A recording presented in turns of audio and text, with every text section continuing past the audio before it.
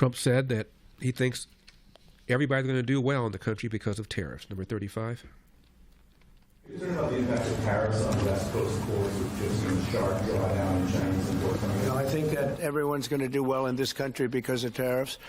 We have $7 trillion of investment already.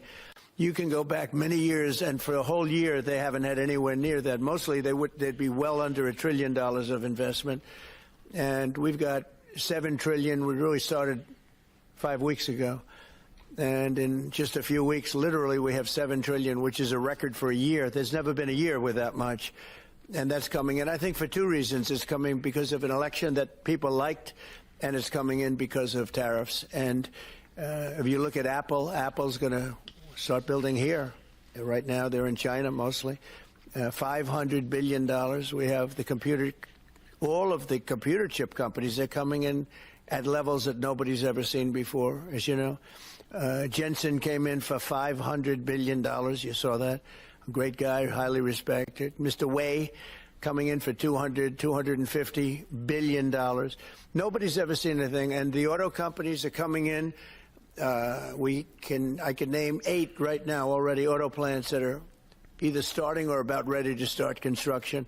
There's never been, and the United Auto Workers and the non-union workers in the automobile industry, they love Trump, and I love them. Thank you all very much. As I said before, this is a risk. This is about negotiating better deals. That's one thing. But if this erupts into some sort of trade war, it's a whole different thing. So it is a risk. I think that Trump deserves the benefit of the doubt, as I said before. J.D. Vance announced that America and India are close to a deal, 38. As many of you are aware, both of our governments are hard at work on a trade agreement built on shared priorities, like creating new jobs, building durable supply chains, and achieving prosperity for our workers. In our meeting yesterday, Prime Minister Modi and I made very good progress on all of those points. And we are especially excited to formally announce that America and India have officially finalized the terms of reference for the trade negotiation. I think this is a vital step. Thank you.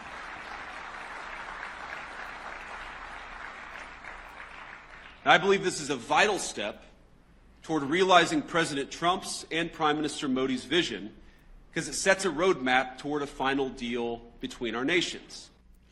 And as for people predicting that the tariffs are going to cause a recession, this is the Chevron CEO, 43. You don't think we're headed into a recession in your plans at this point? You know, there's no signs that we see at this point that we're in or close to a recession. There are signs that growth may be slowing. And again, we have to always be prepared for that. But ours is a long cycle business. The capital we put to work in our business isn't there for just a few years. It's typically there for decades. So we really have to take a longer view and not get buffeted too much by short-term market movement. Peter Navarro is probably the most militant pro-tariff person in the Trump orbit. According to former Chief of Staff Mick Mulvaney, he has lost influence in the Oval Office. Number one? Peter's tough to work with. I worked with him in the first iteration of the Trump administration, and he's really difficult to work with.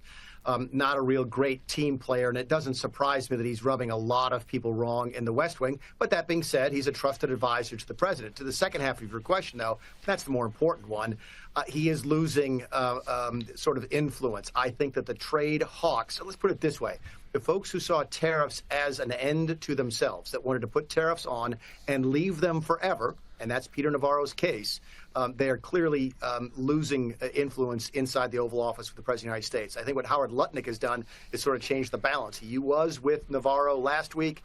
This week, he's now aligned with Scott Bessent, who took a more nuanced view to tariffs as a means to have leverage to negotiate trade deals.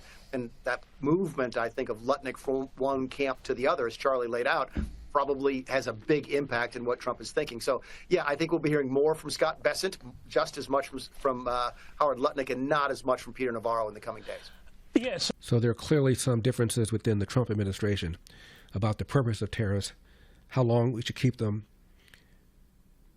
and whether or not the economy is going to suffer because of them. For full shows, live and on demand, it's Salem News Channel.